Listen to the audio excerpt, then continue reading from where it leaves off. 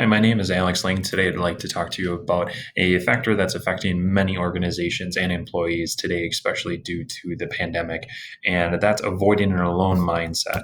So, today we're looking at a concept that's now having to be adapted into many organizations, and that's the remote work. So, there's certain things that an organization as well as an employee needs to do to make sure that they both don't lose the employee as well as the employee lose themselves.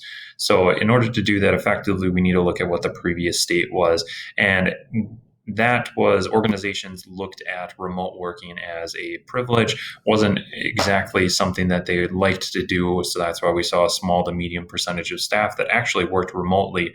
And in order to move it to a large scale is just wasn't a thought process within organizations because there was many high requirements in order for someone to work remotely. So it just wasn't something that they looked into. So then we fast forward to what is now the current state where the pandemic has forced many organizations to remove their employees from the office space and move them to a remote location. So that caused them to look at lowering the restrictions to work offsite and causing a large volume of staff to actually work remotely. So higher percentages there, both for the safety of the employees as well as for the safety of the organization. So there was an increase in the turnaround time for that as opposed to what it was previously. So bringing that to the current state, there's also the uncertainty as to what's going to actually occur in the future. So what's the connection that's occurring to the staff?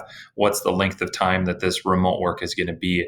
And that's why it's important to make sure that the organizations understand what their needs are, both for the organization themselves as well as for the employees.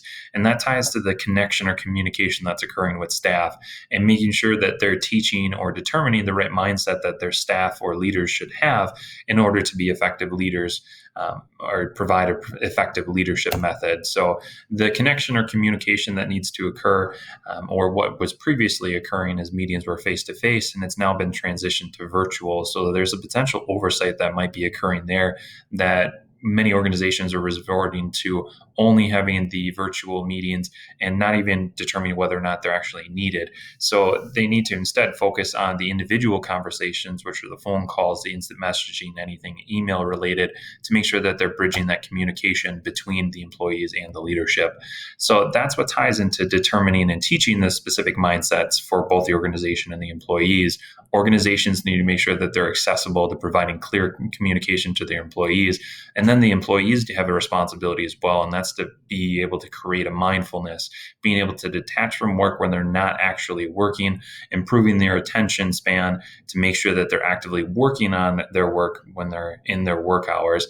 And then also making sure that they're able to identify within their body when they might need to recover from screen fatigue, because that's an important factor that's now occurring with the total amount of time being spent on the computers.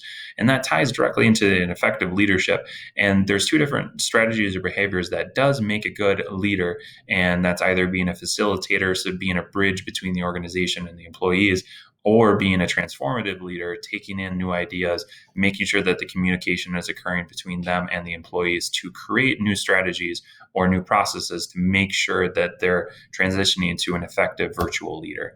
So without that being brought in, remote work, it's not going to go away. It's something that organizations are going to need to make sure that they're bringing in as a factor, because the increase that's going to occur after the pandemic is going to be substantially higher than what it was in the previous state. So making sure that employees and the organizations are as up to date as possible is a necessity, and making sure that employees are not lost both to themselves and to the employee and to the organization.